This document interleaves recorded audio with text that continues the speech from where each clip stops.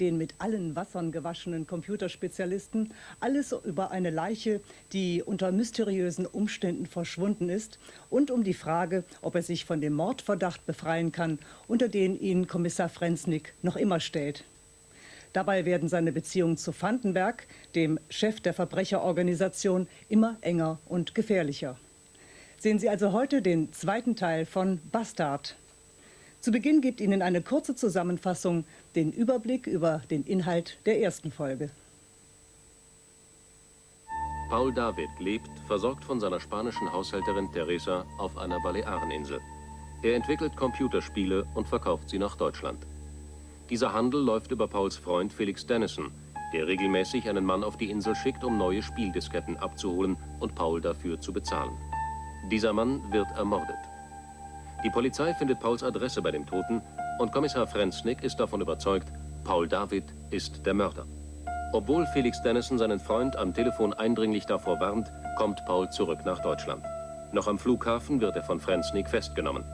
Paul weiß, dass er sich nur mit Dennisons Hilfe von dem Mordverdacht befreien kann. Doch Dennison ist verschwunden. Wie Paul ist Dennison Computerspezialist und genialer Hacker. Er kann sich in fremde Datennetze einschleichen, gespeicherte Informationen abrufen oder sie verändern. Auf diese Weise hat Dennison jeden Hinweis auf seine Existenz gelöscht. Beim Einwohnermeldeamt, bei allen Stellen, die Aufzeichnungen über ihn führten. Paul bittet Lisa, die Freundin Dennisons, um Hilfe. Sie arrangiert ein Treffen der beiden Männer, bei dem sich herausstellt, dass Dennison bei einem seiner Hackerstreifzüge durch fremde Dateien in das Informationsnetz eines internationalen Verbrechersyndikats geraten ist. Dennison hat seine Entdeckung skrupellos genutzt und ist in diese Organisation eingestiegen. Sein regelmäßiger Kontakt mit Paul, seine Geldzahlungen an ihn, machen Vandenberg misstrauisch. Ein Sprengstoffanschlag, der Paul gilt, verletzt Dennison schwer. Er ist nicht mehr in der Lage, Paul das Passwort zum Datennetz der Verbrecher zu sagen und stirbt. In seiner zerstörten Wohnung findet Paul Dennisons Hund, einen kleinen Bastard. Und mit Theresas Hilfe stößt er auf das Codewort zu Vandenbergs Organisation Bastard. Kommissar Frenznig kann nichts mit Pauls Erklärungen über Disketten, Computer, Bits und Bouts anfangen und schaltet den Computerspezialisten des Landeskriminalamts Mushake ein. Mushake glaubt an Pauls Unschuld, aber welche Rolle spielt Lisa? War sie nur die Geliebte des toten Dennison oder gehört auch sie zur Führung des Syndikats?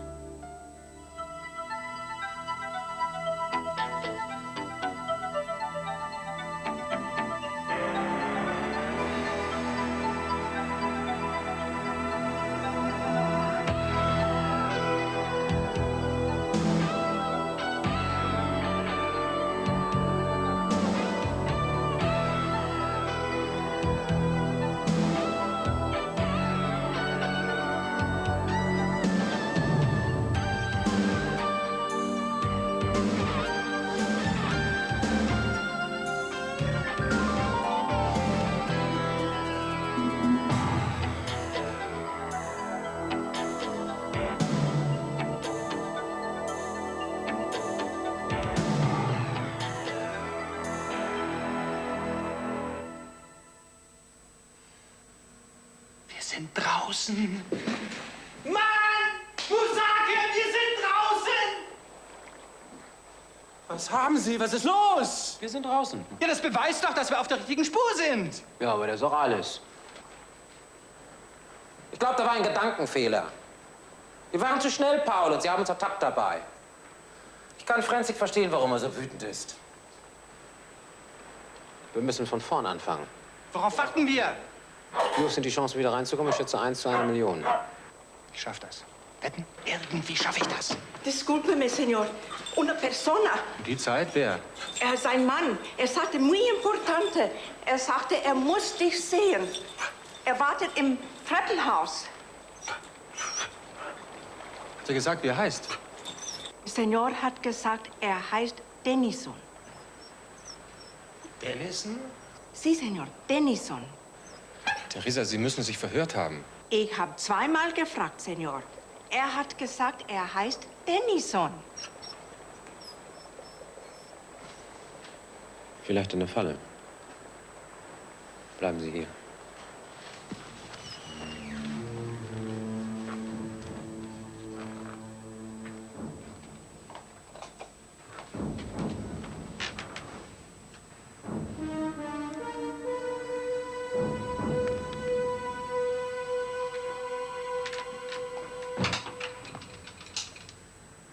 Bitte? In der Beschreibung meines Sohnes sehen Sie anders aus. Ich bin nicht Paul David. Was wollen Sie von ihm? Ich bin Hermann Denson, der Vater von Felix. Felix hat viel von Ihnen erzählt. Er war nie sehr gesprächig, wenn es um seine Bekanntschaften ging. Sie sind die Ausnahme, Herr David. Er hat immer gesagt, Sie könnten sein Bruder sein. Wollen Sie nicht Platz nehmen? Wenn es Ihnen nichts ausmacht, möchte ich gleich zur Sache kommen. Nach dem Tod meines Sohnes haben Sie sich rührend um das Tier gekümmert. Ach so. Ja, ja. Ich hoffe, Sie haben sich nicht allzu sehr aneinander gewöhnt in den paar Wochen. Sie wollen ihn also mitnehmen? Nun, Felix war mein einziger Sohn. Und der Hund, wie soll ich Ihnen das sagen, ohne dass es trivial klingt, er ist eine sehr lebendige Erinnerung. Eso es bueno. Otro. ¿Quieres otro? Viene. Der klugste Hund ich kenne. Versteht sogar Espanol. Teresa, Sie werden jetzt den Mantel anziehen, den Hund an die Leine nehmen und so tun, als ob Sie ihn ausführen. Unten wartet der Mann, der mich eben besucht hat. Dieser Dennison? Ja, er wird sich ab jetzt um Diddle kümmern. Momentito, Senor. Bin ich nicht gut genug? Habe ich ihn schlecht behandelt? Bitte tun Sie, was ich Ihnen gesagt habe.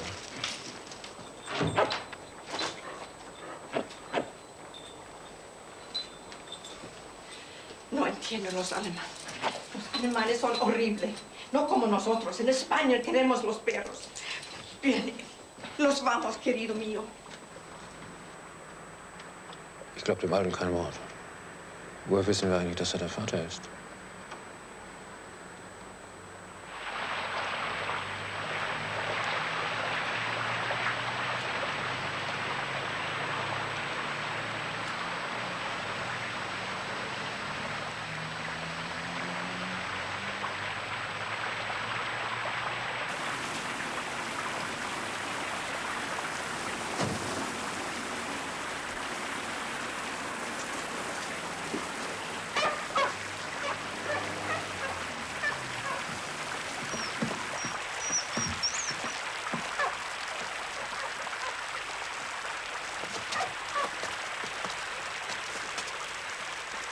Hallo?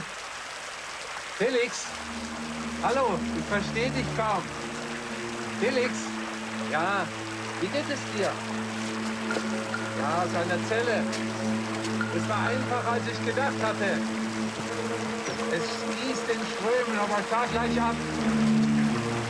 Mach dir keine Gedanken, Felix. Ich pass schon auf.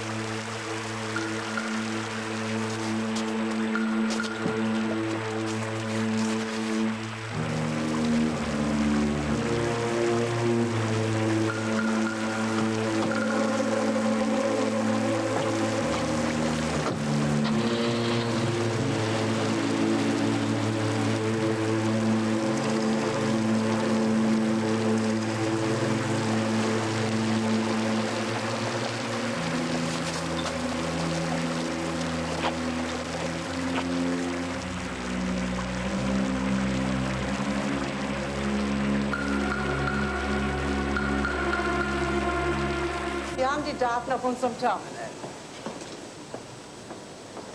Dennison Felix, akutes Schädeltrauma, Nekrose, Pneumoplexie, Herzstillstand am 19.01. Der Befund stammt von Ihnen? Der neurologische, ja. Und der Totenschein? Oh, ich war ja Stationsarzt. Was ist mit der Leiche passiert? Gerichtsmedizin? Dazu bestand kein Grund. Abgabe an die Bestattungsbehörden. Wenn ich wissen will, wie viele Todesfälle es in der Zeit vom 13. bis 21. gegeben hat, wo muss ich da drücken? EX und Return. Insgesamt 6. Nummer 3, Felix Dennison. Nummer 6, NN. Einer von unseren No-Names. Selbstmörder ohne Identität.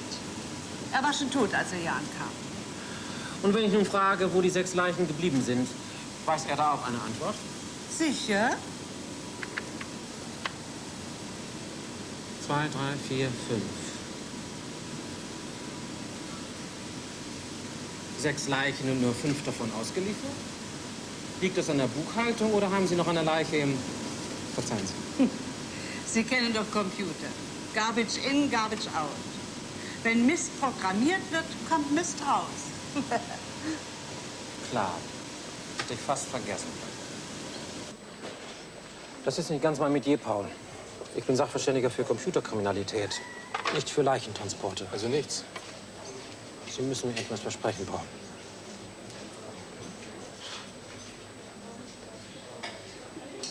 Dass Sie sich raushalten. Das Ding ist zu groß für Sie. Stimmt meine Vermutung, ja oder nein? Der Terminal schreibt eine Leiche zu wenig.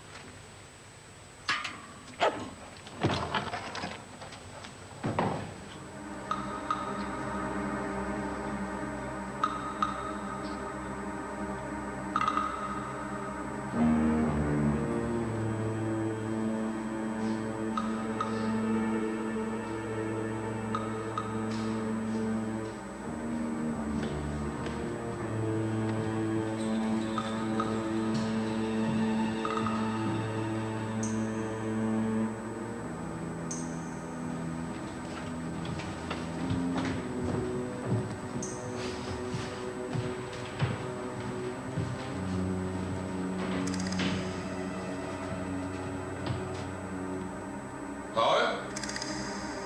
Ich bin hier, Paul.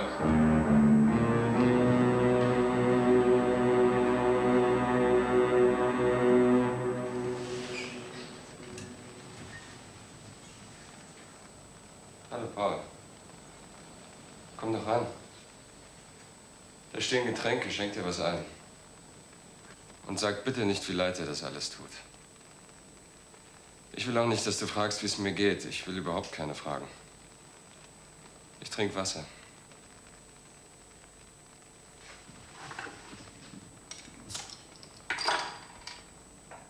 Danke, dass du mir den Hund gebracht hast.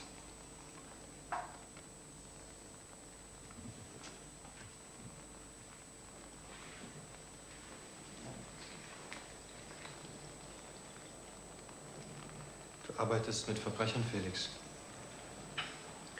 Wir haben ausgemacht, dass du keine Fragen stellst. Das war keine Frage.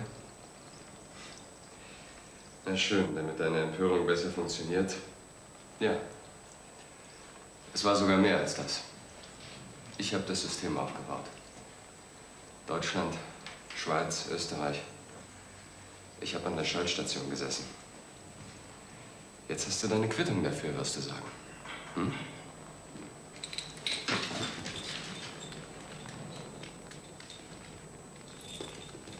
Bist du sicher, dass dir niemand gefolgt ist?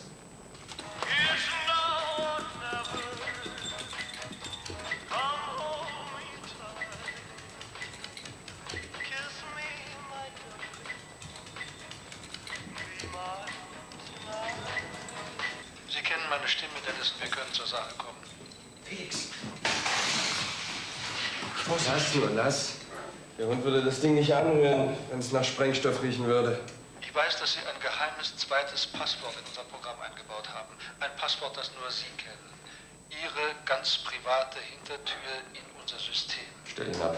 Sie glauben, damit haben Sie uns in der Hand, aber Sie täuschen sich. Wie Sie hören, wissen wir, wo wir Sie finden können.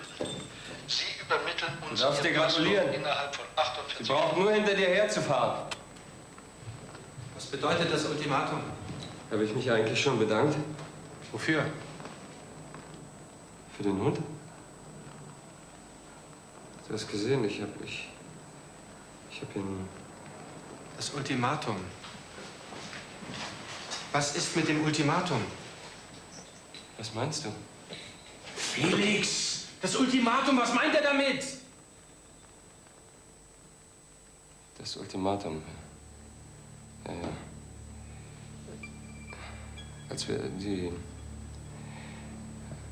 Als wir unsere Geheimcodes gebastelt haben, du erinnerst dich, zu jedem Programm wie sagt man, ein Passwort. Passwort, ja. Ich hab alle Programme geschrieben für das Syndikat. Jetzt darfst du raten, was sie von mir haben wollen.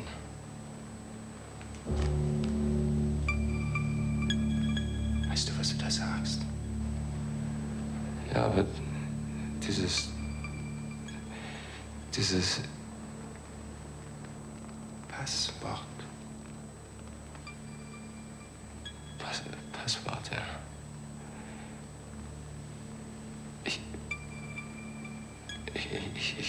Ich kann es nicht sagen. Es ist weg. Es ist einfach weg. Es ist Zeit für die Spritze, Felix. Würden Sie uns nun bitte allein lassen? Bitte, Sie können mich jetzt nicht wegschicken, Felix. Ich kann mir nicht vorstellen, dass Ihnen der Zustand meines Sohnes entgangen ist. Und das, was Sie von ihm haben wollen, werden Sie nicht bekommen. Sagen Sie es ihm, Frau Dr. Tenstedt. Partielle Amnesie. Es kann Monate dauern, bis das Gedächtnis wieder funktioniert.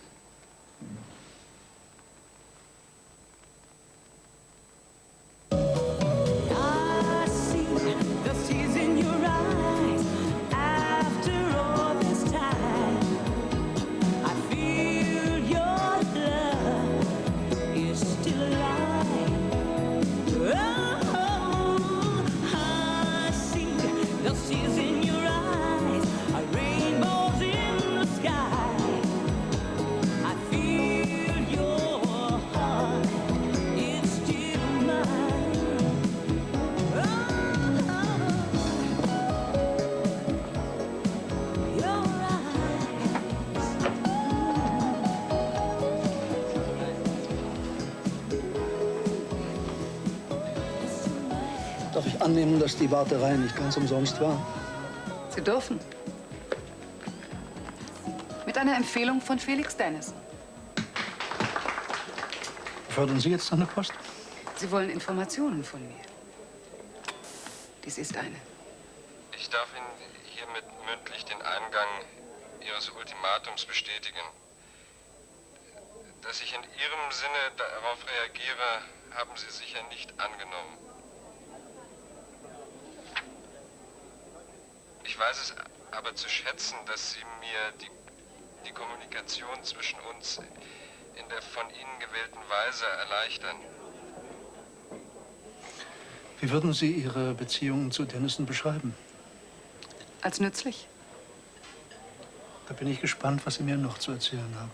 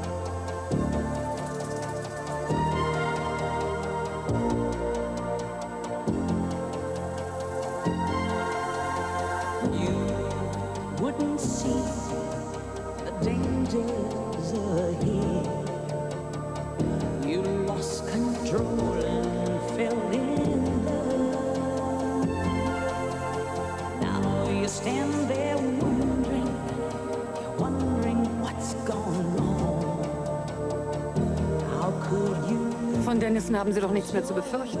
Er war nur Kulisse. Und hinter der Kulisse stand ein anderer. Der Freund von der spanischen Insel. Er ist gerissener als Dennison und auch gefährlicher. Merkwürdig, wie rasch Sie Ihr Urteil ändern. Ich habe mich geirrt. Wenn Sie an meiner Stelle wären, was würden Sie jetzt tun? Genau das, was Sie im Moment auch tun. Es liegt in der Mitte zwischen Umarmen und Erdrücken.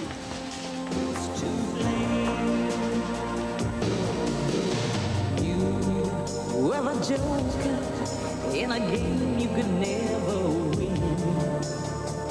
Sometimes it's hard to hide your pride. She played her move out right to the very end. Ich weiß nicht, ob Ihnen das schon mal jemand gesagt hat.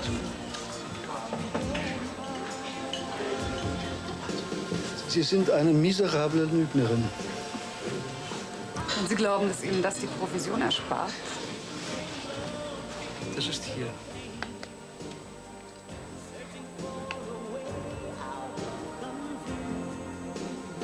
Wunderschön. Wirklich. Von Ihrem letzten Raubzug?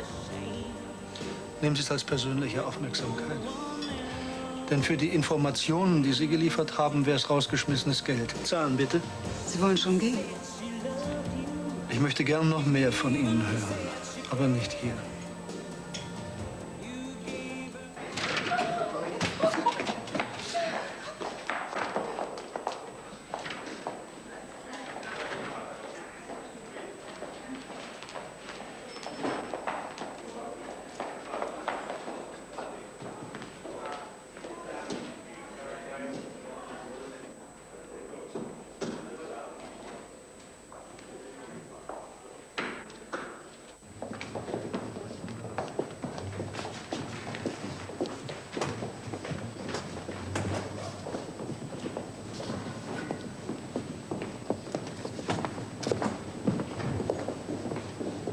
Die Dame ist leider nicht gekommen.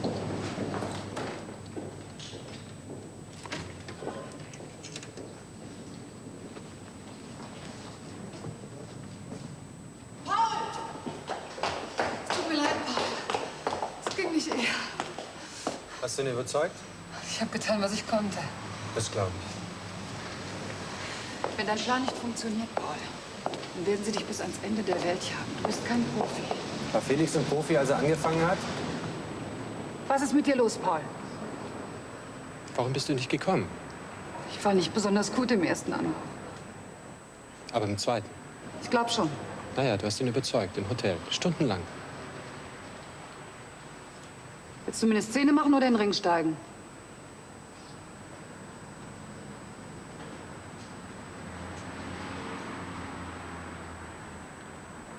Du musst noch viel lernen. Ruf mir ein Taxi.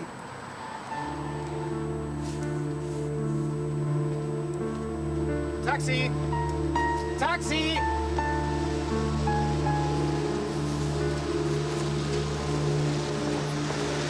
Kann ich dich erreichen? Ich melde mich.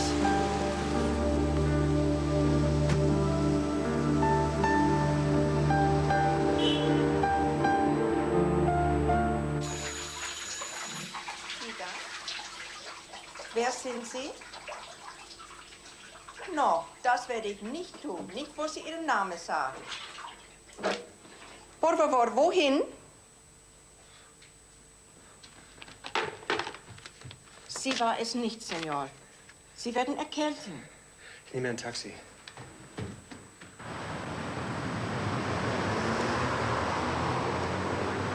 Taxi!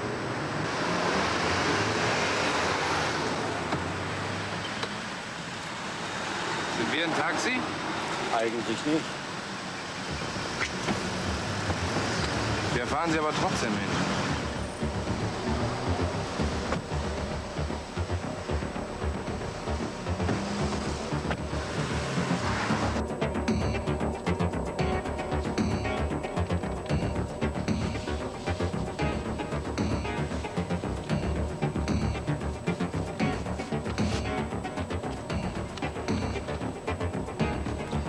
Ich nehme an, es hat keinen Zweck, wenn ich Sie was frage.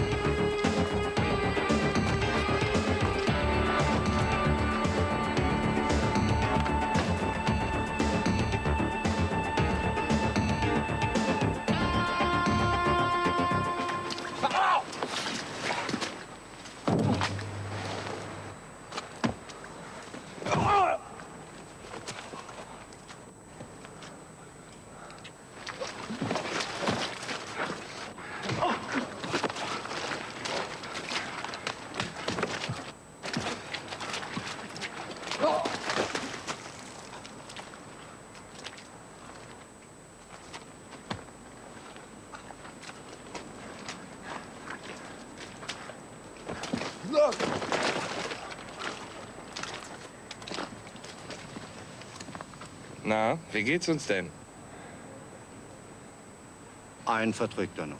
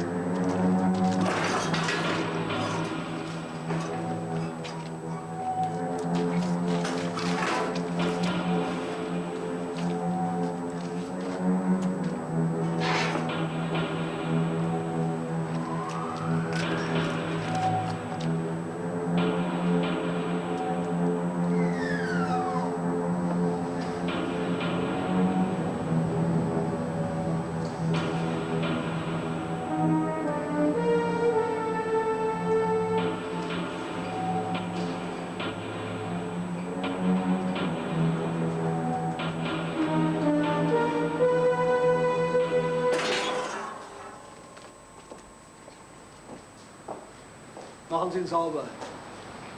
Sieht ja scheußlich aus.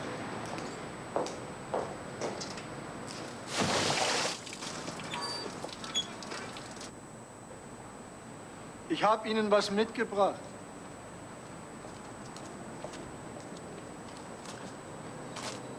Letzte Grüße von Dennison. Was haben Sie mit ihm gemacht?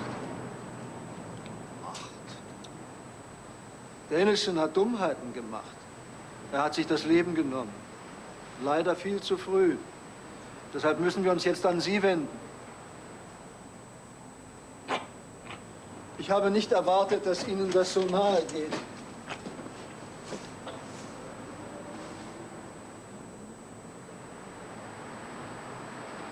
Ich mag Ihr Parfum nicht. Na nu. Schauen Sie, wir haben einen reibungslos funktionierenden Geschäftsbetrieb. Ich möchte nicht, dass da irgendwie Sand ins Getriebe kommt. Das ist doch aber wirklich ganz dezent. Sie respektieren unsere Interessen und ich biete Ihnen dafür Sicherheit. Dieselbe Sicherheit, die Sie Felix gegeben haben. Ja? Wir kooperieren gerne mit Leuten, die das notwendige Know-how haben. Ist das ein Angebot? Es wäre schön, wenn Sie sich bald entscheiden könnten. Am besten sofort.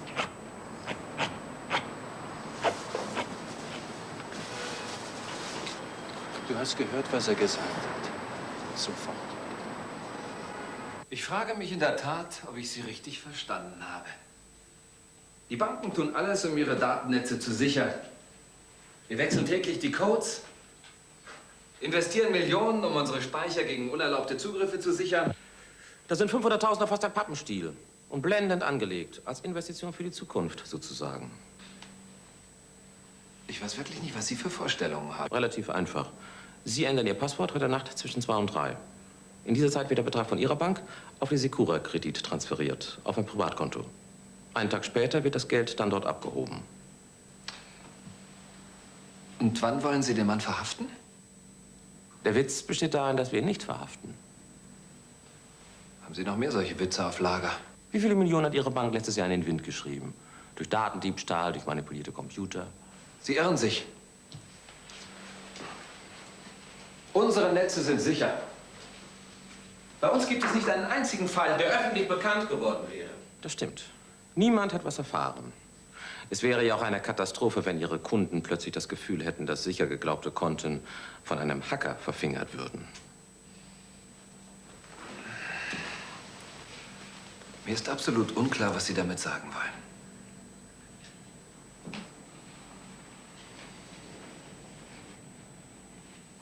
Es ist immer wieder lehrreich, Menschen zu treffen, die von ihrer Sache überzeugt sind. Ganz meinerseits. Herr Musake, es gibt 3000 Banken in diesem Land. Warum kommen Sie ausgerechnet zu mir? Ich kann Ihnen nicht sagen, wie ich dazu gekommen bin. Mein Großvater war Polizist, meine Mutter ist immer noch. Ihre Mutter? Tatsächlich? Ja, zuerst bei der Zollfahndung, dann Jugendliche und Kinder. Ich habe mir geschworen damals, ich bringe da einen Knoten rein. Schon von der Konstitution her. Ich habe Nerven wie ein Karnickel. Aber dann war ich plötzlich dabei.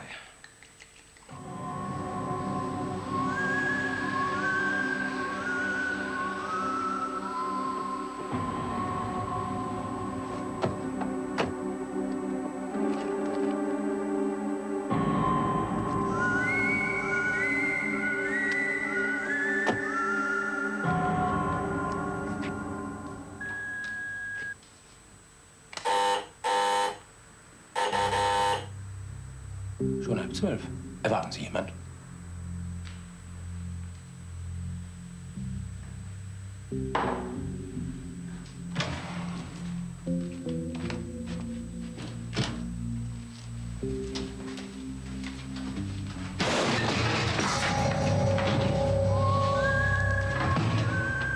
Guten Abend. Sind Sie allein? Nur meine Haushälterin. Sehen Sie mal nach.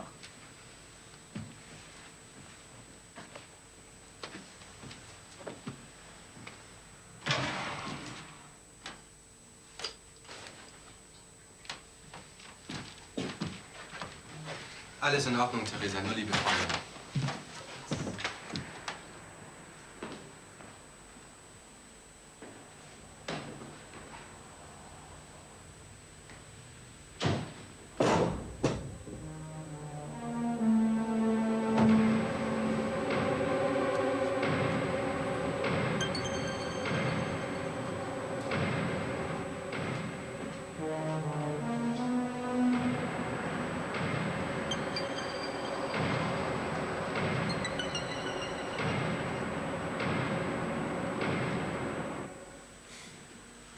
Wenn ich das richtig sehe, wollen Sie mir Gesellschaft leisten. Ich will sehen, was Sie können. Fangen Sie mal an.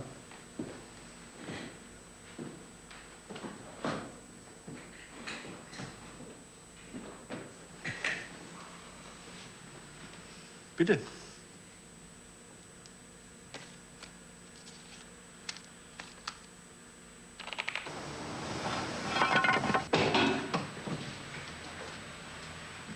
Ich habe Kaffee gekocht, Senor. Está bien? Sagen Sie ihr, dass sie stört. Vielen Dank, Teresa. Wir machen das schon. Buenas noches. Buenas noches.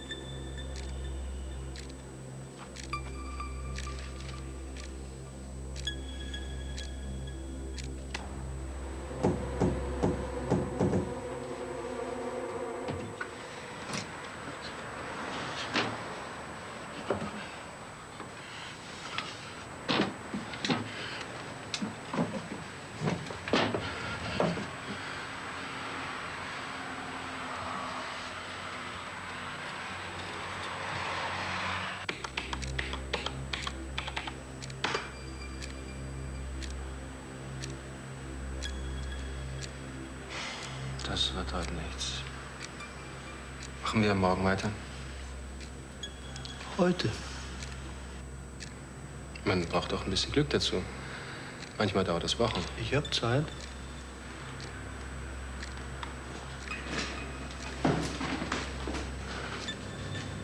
Er hat was dagegen, dass Sie sich am Fenster zeigen. Ich will nur frische Luft. Und? Zeichen geben? Ist immer so ängstlich? Sie trinken zu viel.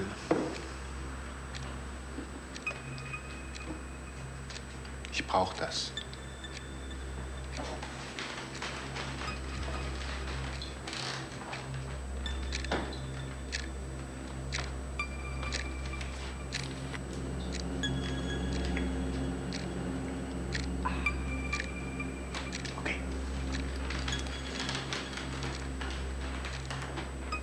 Wir können wieder.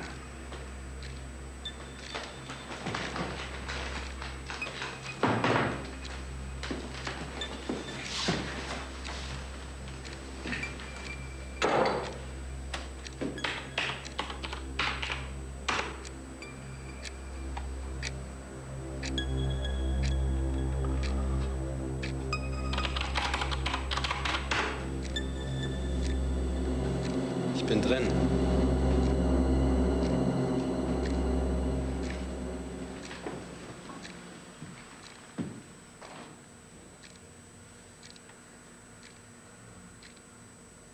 Mach mal raus.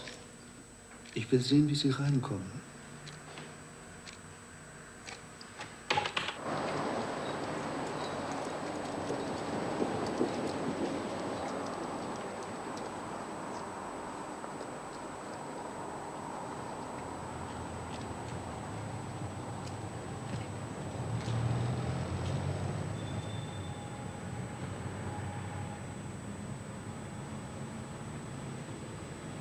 Was halten Sie von DM 490.307?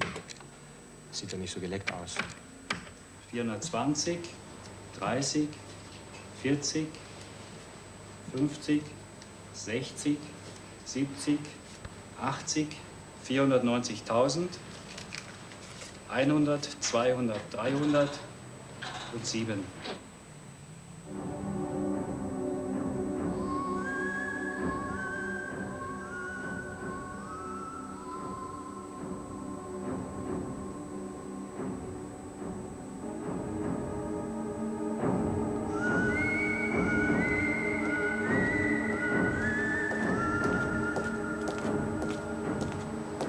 Okay, und jetzt los.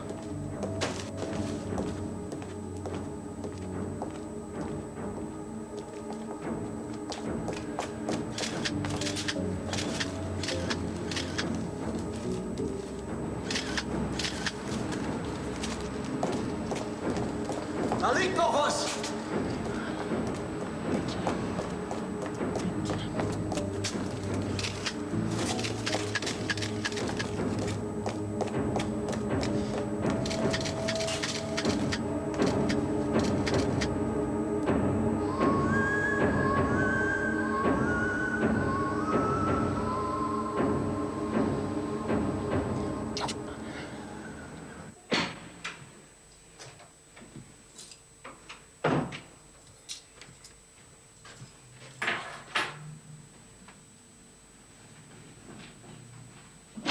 Theresa?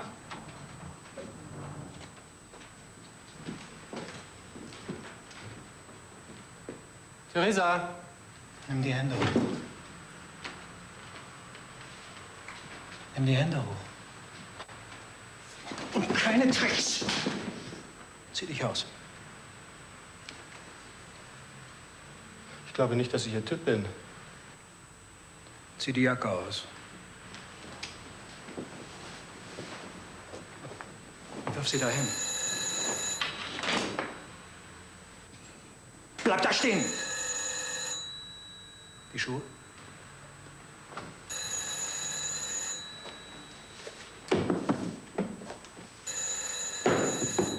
Jetzt die Hose.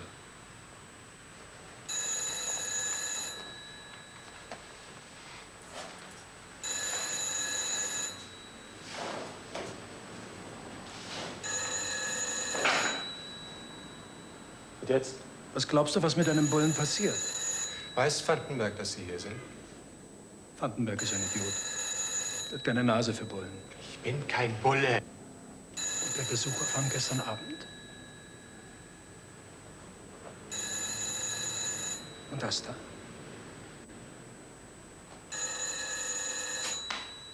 Schau's dir an.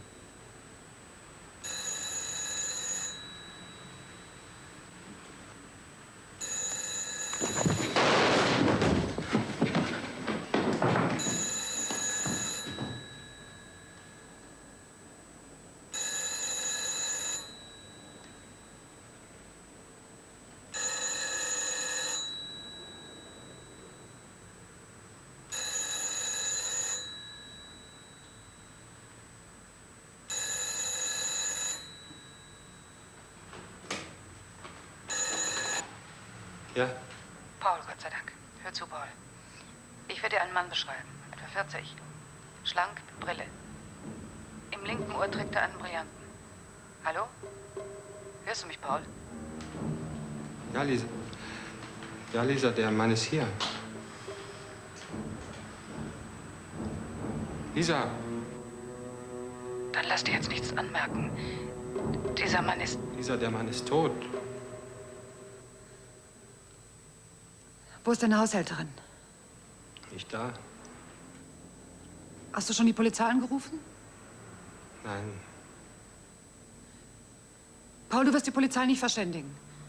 Ist das klar? Keine Polizei. Du wirst jetzt die Tür hinter dir abschließen, runtergehen und dir ein Taxi nehmen. Du findest mich in der Klinik Dr. Lorenz. Zimmer 311. Bitte beeil dich. Ja.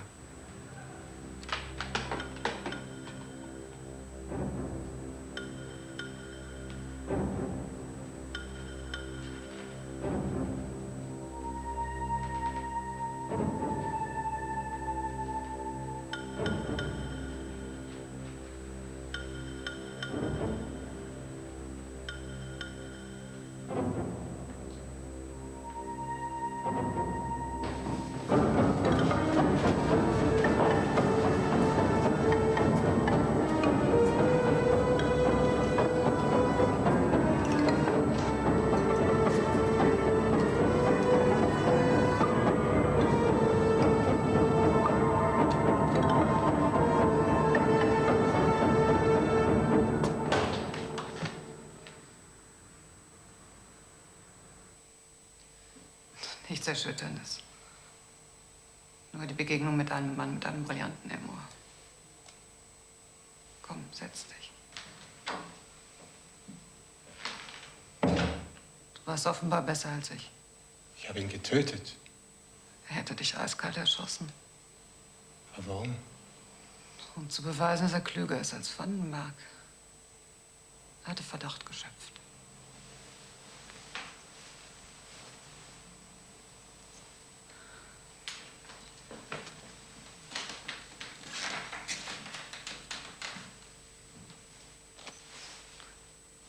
Mein Talisman, er hatte mir abgerissen. E für Elisabeth und P für Palmen. Wenn du willst, auch für Paul. Die Nummer auf der Rückseite? Das ist meine Sterbeversicherung. Ich habe doch keine Lust, auf dem armen Friedhof begraben zu werden. Was ist? Was schaust du mich so an? Tue ich das? Paul, ich werde dir sagen, was jetzt zu tun ist. Du wirst hierbleiben bis um 11. Dann wirst du nach Hause gehen und feststellen, dass deine Wohnung piekfein in Ordnung ist. Du wirst vergessen, dich darüber zu wundern.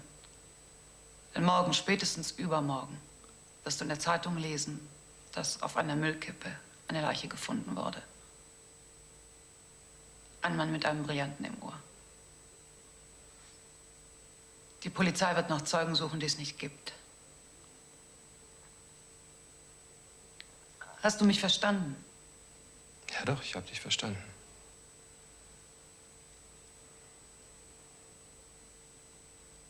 Was ist? Hast du Skrupel? Zeigst du mir noch mal deinen Talisman?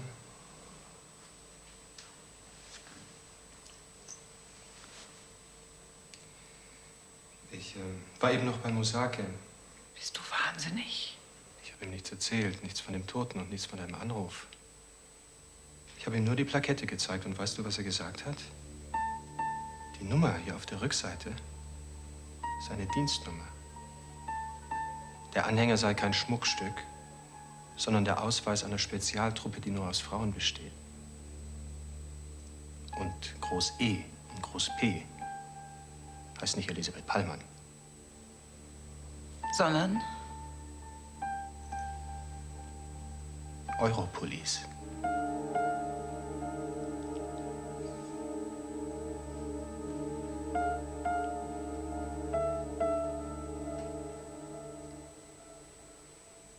Warum sagst du nichts? Warum sagst du nichts? Kannst du mich jetzt bitte alleine lassen? Lisa, in meiner Wohnung liegt ein Toter. Warum soll die Polizei nichts davon wissen? Es gibt keinen Toten in deiner Wohnung. Aber wenn du unbedingt willst, bitte, ruf an. Man wird keinen Toten finden und dich wird man für verrückt erklären.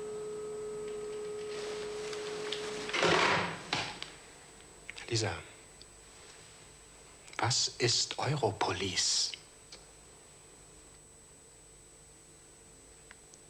Es geht mir nicht gut. Ich möchte alleine sein.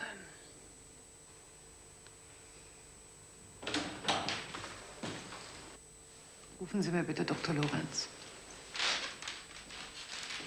Lisa, ich will eine Antwort. Kommen Sie bitte.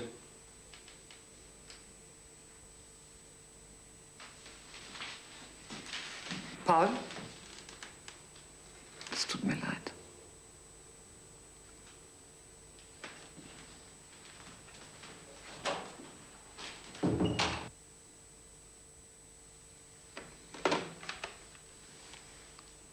Vermittlung? Ein Amt, bitte. Bemühen Sie sich nicht, ich finde den Ausgang allein.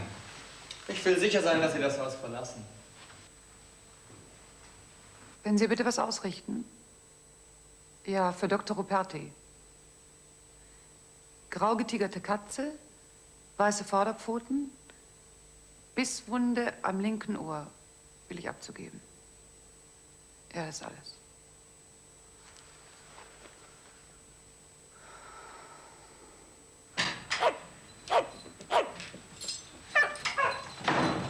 Bitte, meine Kunde. Warte, ich hab was für dich. habe mir Sorgen gemacht, Senor. Du sagtest, du bist zu Hause. Seit wann sind Sie wieder hier? Seit einer halben Stunde. War alles in Ordnung? Ja. Warum fragst du? Ich meine, als Sie nach Hause gekommen sind, ist Ihnen nichts aufgefallen? Nein, Senor.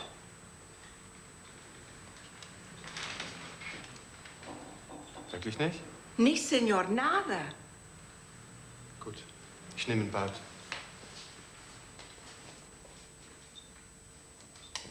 Doch, Senor. Mein Teppich ist nicht mehr da.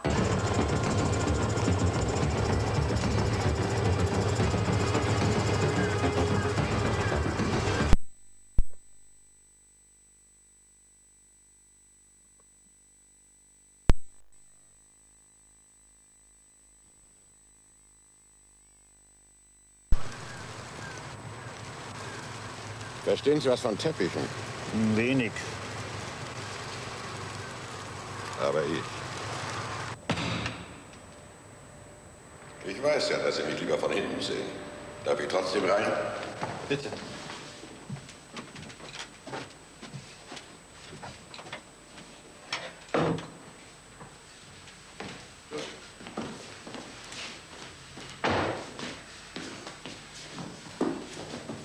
Soweit ich mich erinnere, hat er hier gelegen.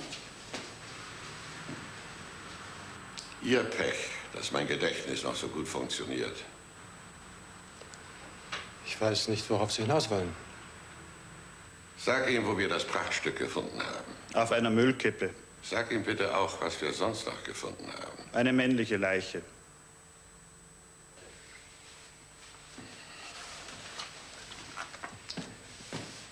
Diese hier. Wissen Sie jetzt, worauf ich hinaus will? Tut mir leid, ich muss Sie enttäuschen. Aber vielleicht haben Sie eine Erklärung, wie diese Leiche in Ihren Teppich und Ihr Teppich auf die Müllhalde kommt. Wenn ja, bin ich ein begeisterter Zuhörer. Wenn nein, dann legen Sie jetzt bitte beide Hände auf den Rücken, damit ich Sie nicht dorthin biegen muss. Senor, der Herr von der Reinigung ist da. Ihr Teppich, Herr David. Hat ein bisschen länger gedauert. Wo soll ich denn hin tun? Danke, ich mach das schon.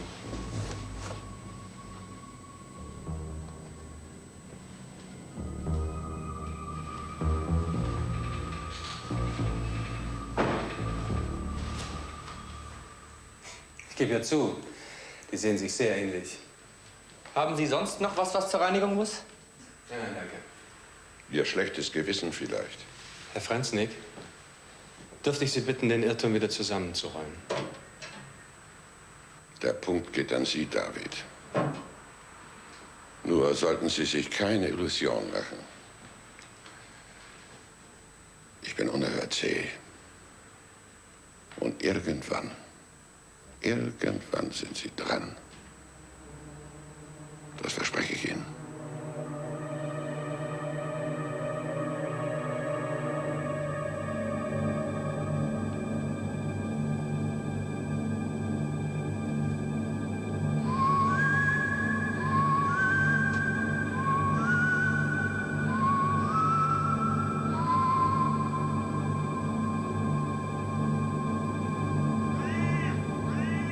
Es gibt Dinge, über die ich nicht reden kann, Paul, auch mit dir.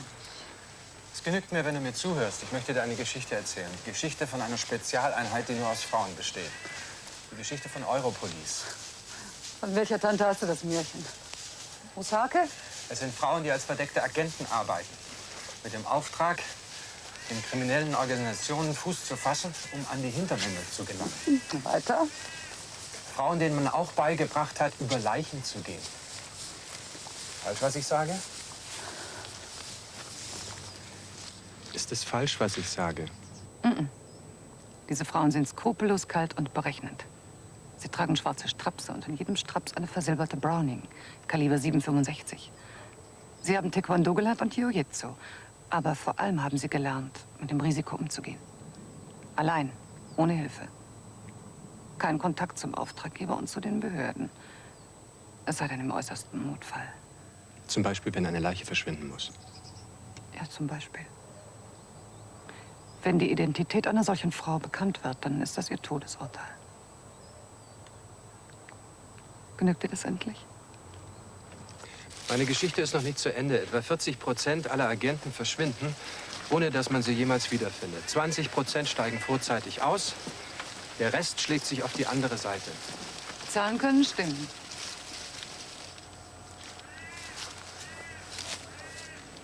Wie weit gehst du für deine Auftraggeber? Es gibt keine Vorschriften, wenn du das meinst. Was zählt, ist das Ergebnis. Das ist keine Antwort. Ich möchte wissen, wie weit du gehst. Frau Pallmann, Sie werden erwartet.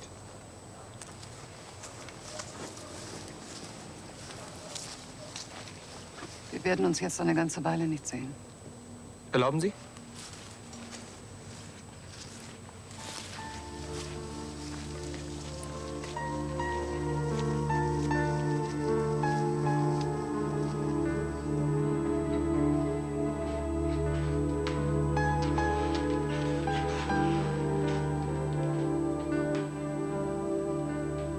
Danke.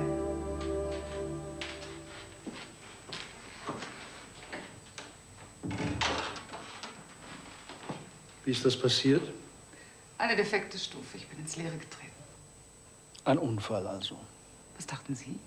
Ich hoffe, dass Ihnen die Blumen gefallen. Ja, wirklich wunderschön.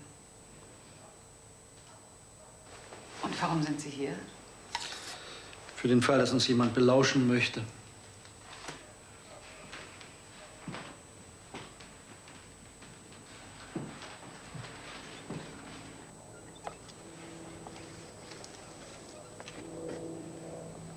Wie war Ihre Begegnung mit David? Er meint, dass es schwierig wird. Merkwürdig. Wenn man bedenkt, dass Dennison schon fast am Ziel war. Finden Sie? Ich hatte nicht den Eindruck. Und Dennison war nur ein Komparse in der Kulisse. Der Kopf ist David. Das waren Ihre Worte. Warum haben es Ihre Leute so eilig? Ich weiß nicht, von welchen Leuten Sie sprechen. Von der Firma auf den Bahamas, die Ihnen Ihre Aufträge erteilt. Und von dem Firmenchef, der Ihnen die schlaflosen Nächte bereitet. Kennen Sie etwas Schöneres als die Bahamas?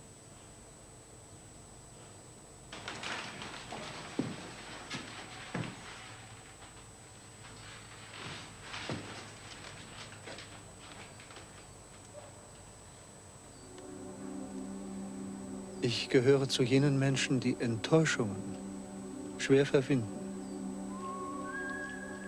Das fasse ich als Geständnis auf. Nicht als Drohung. Sie haben die Wahl. Vielen Dank für die schönen Blumen.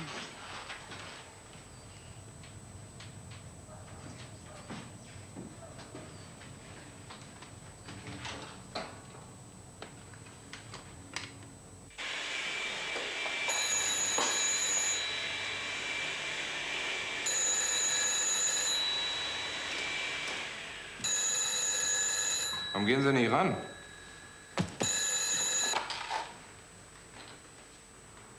Hallo? Paul? Sie sind der Senor Vandenberg? Die sind beide hier, Senor Vandenberg. Theresa, ich bin's. Hallo, Chef, hier ist Suschka. Alles in Ordnung, wir haben hier Stellung bezogen. Hallo? Warum hat denn der aufgelegt? ¿Por qué? ¿Por qué? Pregunte usted.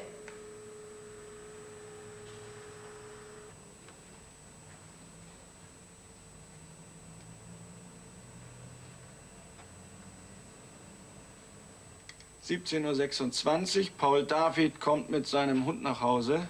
Nichts Besonderes.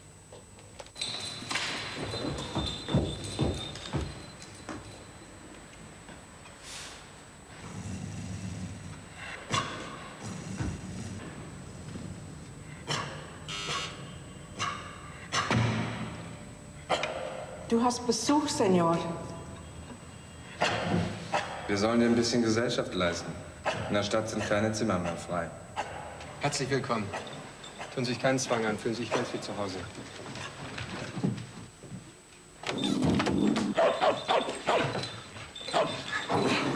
Aus!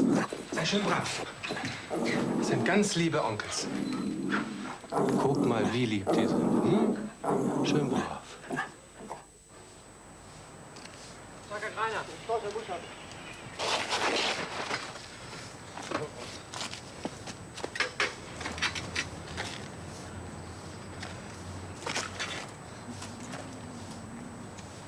Diddle? Diddle! Wo hast du dein Herrchen gelassen?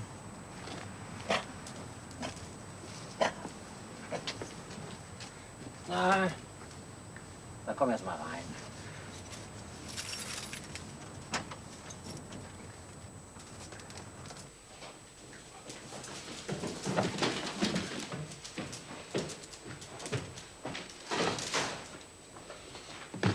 Diddle. Diddle, du Dreckschwein, runter vom Bett.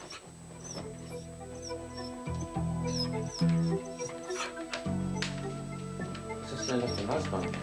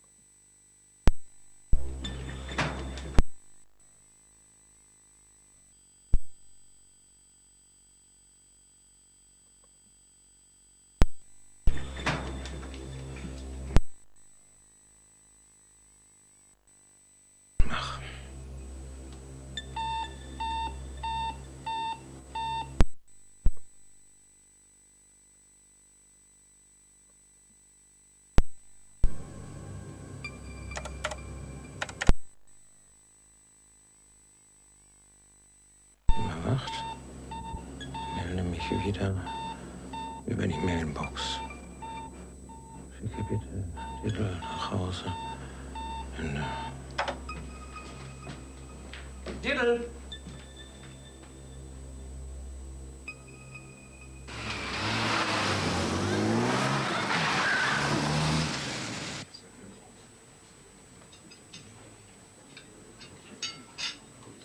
Ist das Absicht, dass die Karte keine Preise hat? Das ist die Damenkarte, mein Herr.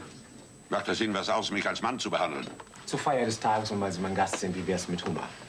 Wo steht er? Unten links. 14,80. Na schön, lass ihn noch angehen. Roh 100 Gramm. Lebendgewicht. Je einen halben und eine Flasche Mousse. Wenn es Ihnen recht ist, einmal im Jahr.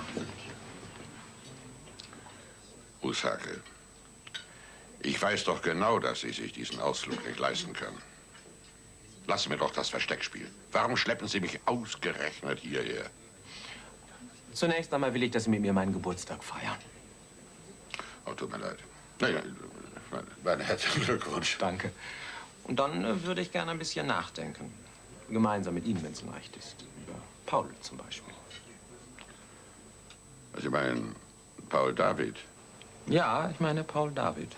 Ist interessant, dass Sie ihn schon beim Vornamen nennen. Ich bin überzeugt, dass Sie ihn zu Unrecht verdächtigen.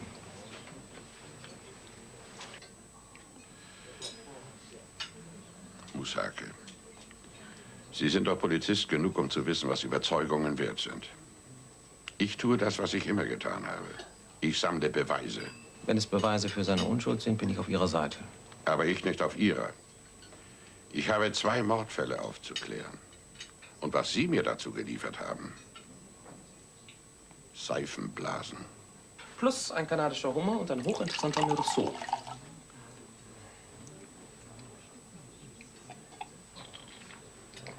Gut so.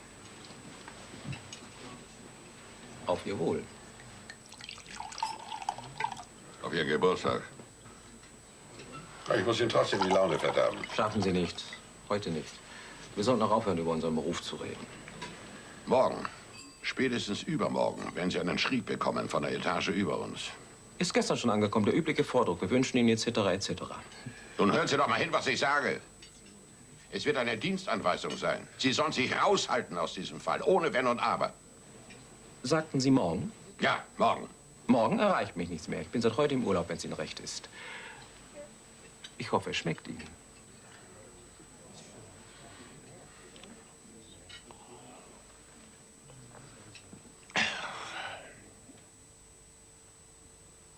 (19:35 Uhr). Paul David verlässt in Begleitung eines unbekannten Mannes das Haus, erreicht einen hellen Mercedes. Dort wartet ein weiterer Unbekannter.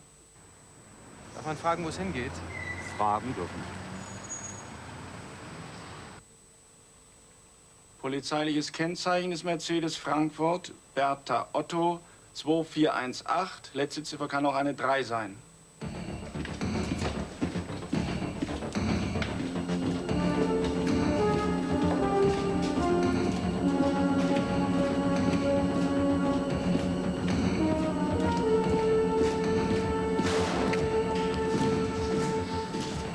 Sind Sie sicher, dass wir hier richtig sind? Immer geradeaus.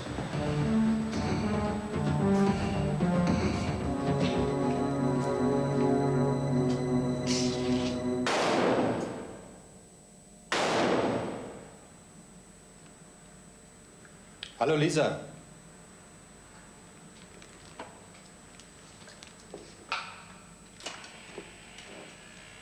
Erstaunlich, wie schnell man aus der Übung kommt. Schön, dass du da bist.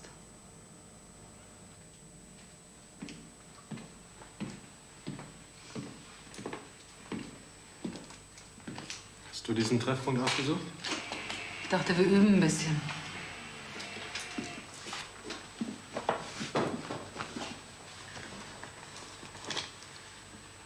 Das schlagt dir aus dem Kopf. Du kommst lebend sonst nicht mehr raus hier. Nimm den Schallschützer.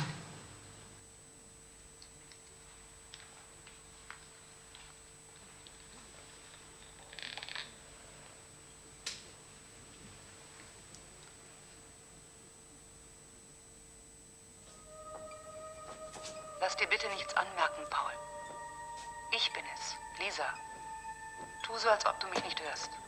Drück jetzt zweimal ab und mach Pause.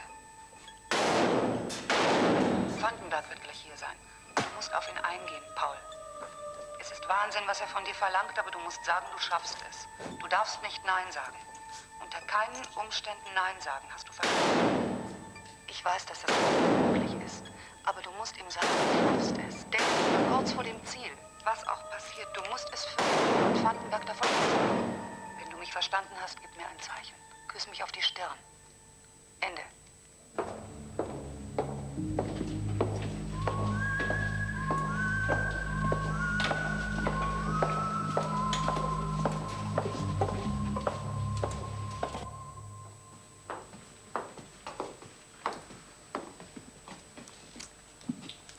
Ich sehe, es geht Ihnen schon besser.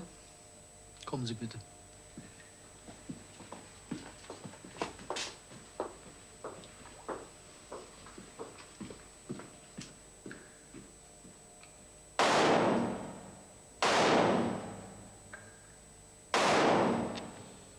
Das ist die Zentraldatei. Das sind die Filialen. Jede Filiale ist mit der Zentrale verbunden. Jede Filiale gibt Daten an die Zentrale ab. Jede Filiale ist in der Lage, Daten abzurufen. In welcher Bank reden Sie? Aus dem zentralen Speicher. Ich rede von keiner Bank. Wovon dann? Ich rede von Wiesbaden. Ich rede von der Datenbank im Bundeskriminalamt. Soviel ich weiß, ist das kein x-beliebiges Datennetz. Kein x-beliebiges? Ja, alle Informationen, die zwischen den Ämtern ausgetauscht werden, sind kodiert mit dreifachem Passwort. Das heißt, Sie schaffen es nicht. Wenn ich es schaffen soll, dann brauche ich Zeit. Wie viel? Ich brauche Zeit zum Nachdenken und zum Ausprobieren. Und ich schaffe es nur, wenn Sie mich in Ruhe lassen. Was sollen Ihre Aufpasser in meiner Wohnung? Aufpassen, dass Ihnen niemand die Ruhe raubt. Es gibt nämlich nur eine Handvoll Leute, die das Know-how hat, in ein solches System hineinzukommen. Sie sind so einer. Wer sagt das? Lisa. Und Sie wissen, ich frage nur einmal.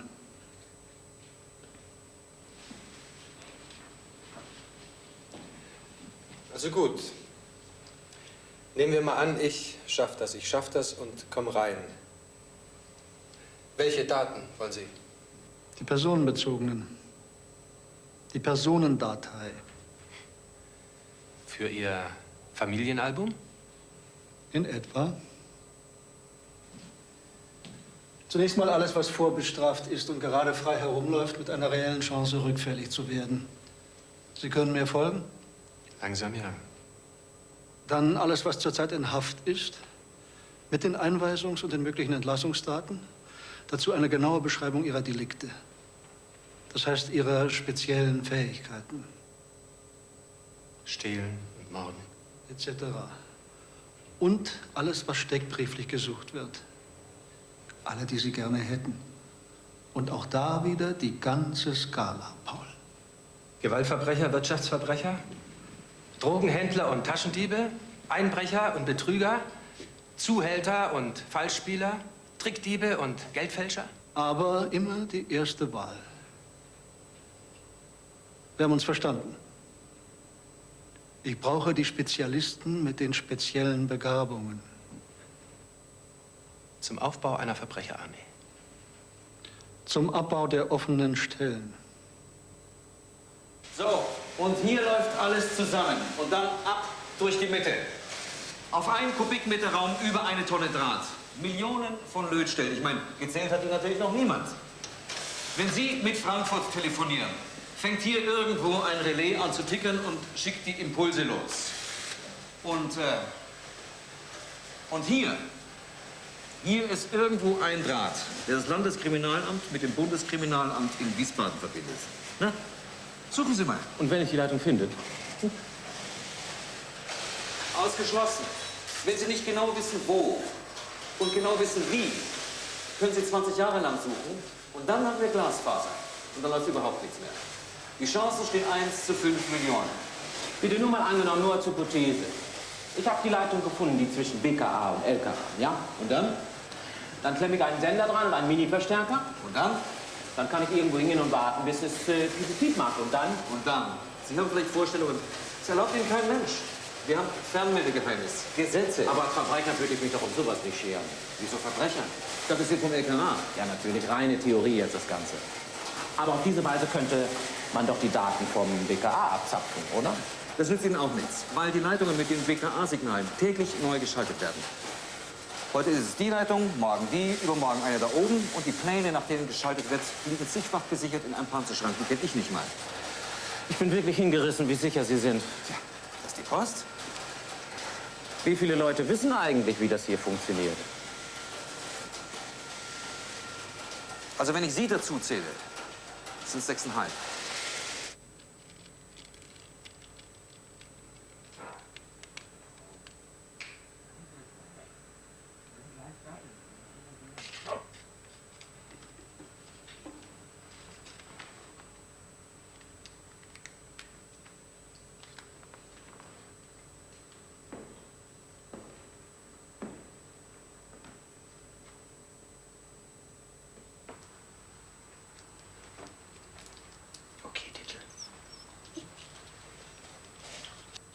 Vorsichtig.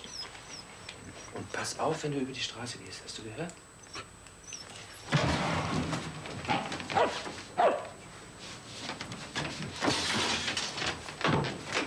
Was spinnst du?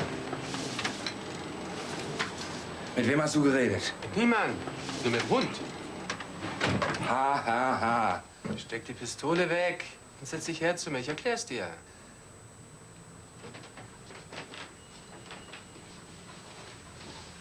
Weißt du, was ein richtiger Hund ist? Der versteht einfach alles. Ich meine, fast alles. Jedenfalls, was er muss, das versteht er. Kenn mich nicht mit aus. Hab nie einen Hund gehabt. Ja, darum erklär ich's dir ja. Pass auf. Dittel, bring dem Onkel die Maus. Ja, die Maus, dem Onkel.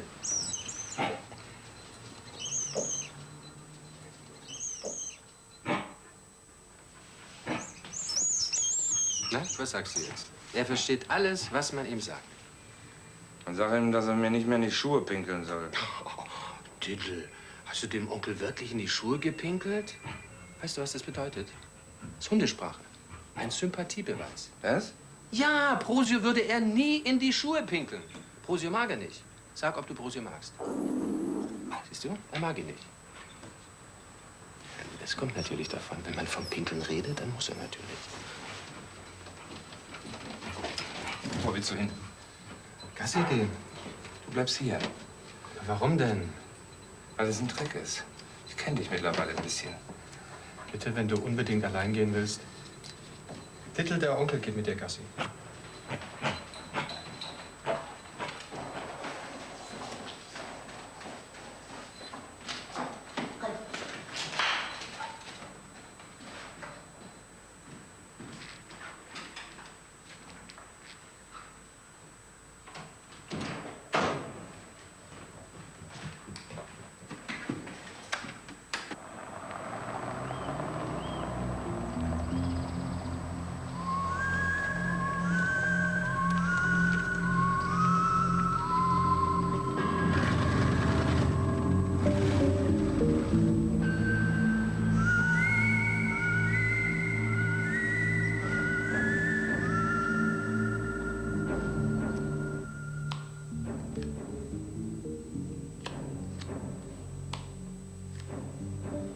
Herr Pappenberg, er ist da. Bringen Sie ihn rein.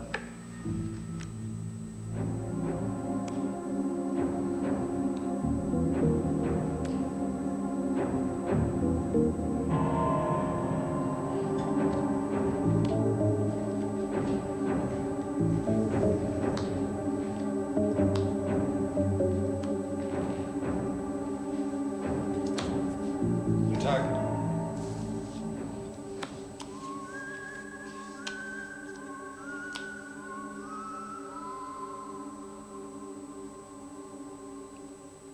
Wer sind Sie?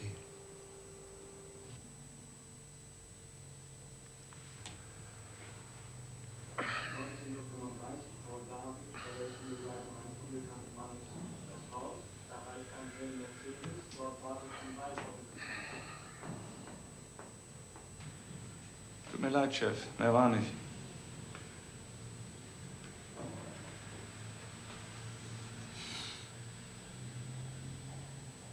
Na bitte. Wer sagt's denn? Brosio, der Kerl da. Das ist Brosio. Brosio, der Bariton. Ein heruntergekommener Sänger. War mal rechts außen bei den Thomanern. Bei dem sind mindestens 3 Jahre Zuchthaus fällig. Ruf Musake an, damit er sich's anschaut. Musake ist doch im Urlaub. So, na schön. Dann darf er sich freuen, wenn er zurückkommt. Mir scheint, dass Sie einiges durcheinander bringen. Ich habe mich nie bei Ihnen beworben. Sie wollten, dass ich für Sie arbeite. Einen Lebenslauf haben Sie nie verlangt. Das war vielleicht ein Fehler. Aber Sie hätten ohnehin gelogen, nicht wahr?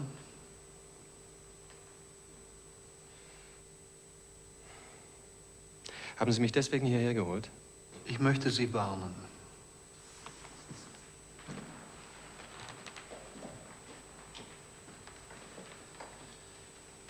Wenn ich auch nur den geringsten Anhaltspunkt dafür habe, dass Sie nicht für uns arbeiten oder an uns vorbei oder gegen uns. Warum sprechen Sie nicht weiter? Weil ich Ihrer Fantasie nicht vorgreifen möchte. Wie weit sind Sie mit Ihrer Arbeit? Ich habe Ihnen gesagt, dass ich Zeit brauche. Hallo, Paul. Wie du siehst, mache ich Fortschritte. Ich sehe es.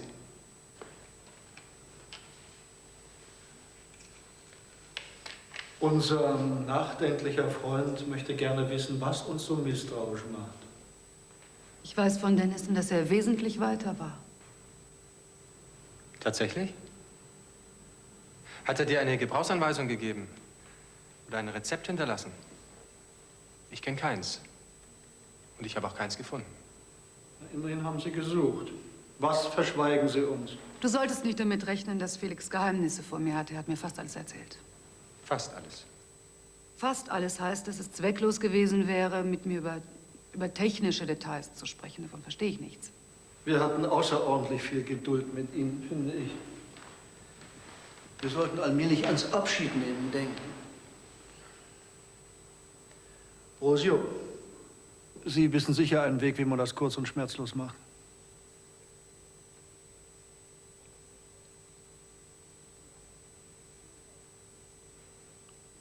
Ich finde, wir sollten ihm noch eine Chance geben. Rosio bringt Sie. Sie hören von mir.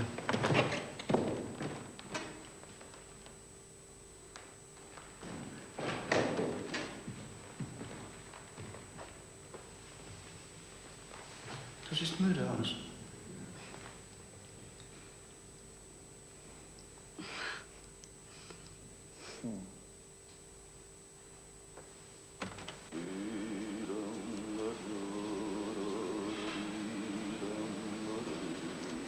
Noch einen Monat und ich habe mich an Sie gewöhnt, Brosio.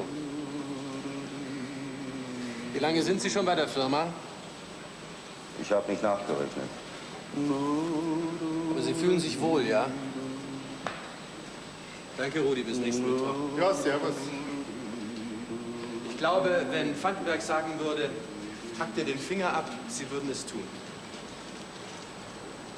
Das wird er nie sagen. Er liebt meine Finger.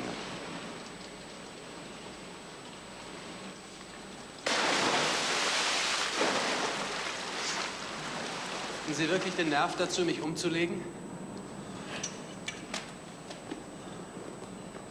Sie müssen sich das abgewöhnen. Sie fragen zu viel.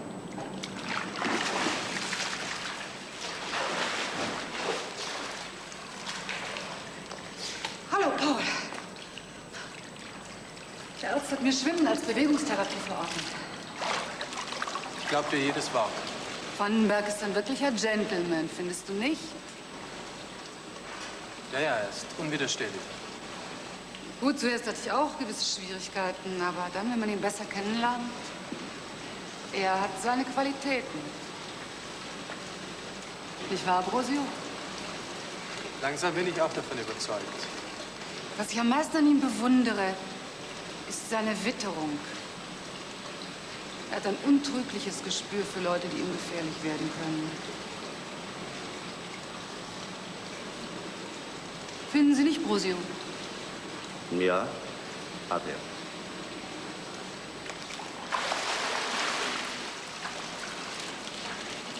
Und sicher hat er auch ein Gespür für Frauen.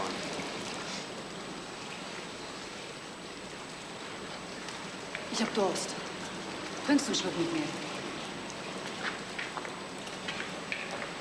Ich dachte, dein Arzt hat dir Schwimmen verordnet.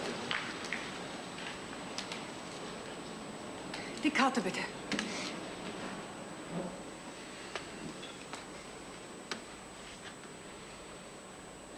Ich kann Ihnen unsere Fruchtcocktails empfehlen.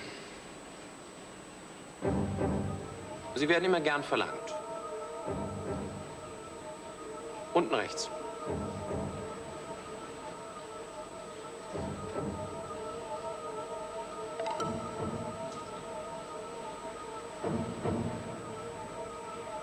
Und die Dame, bitte.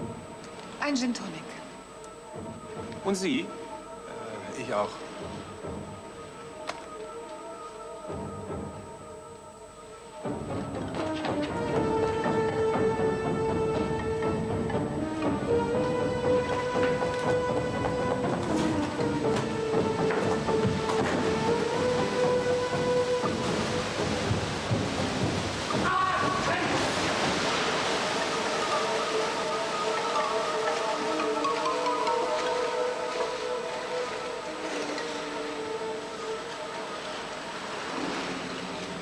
Schön, dass Sie nicht so nervös sind wie Ihr Kumpel.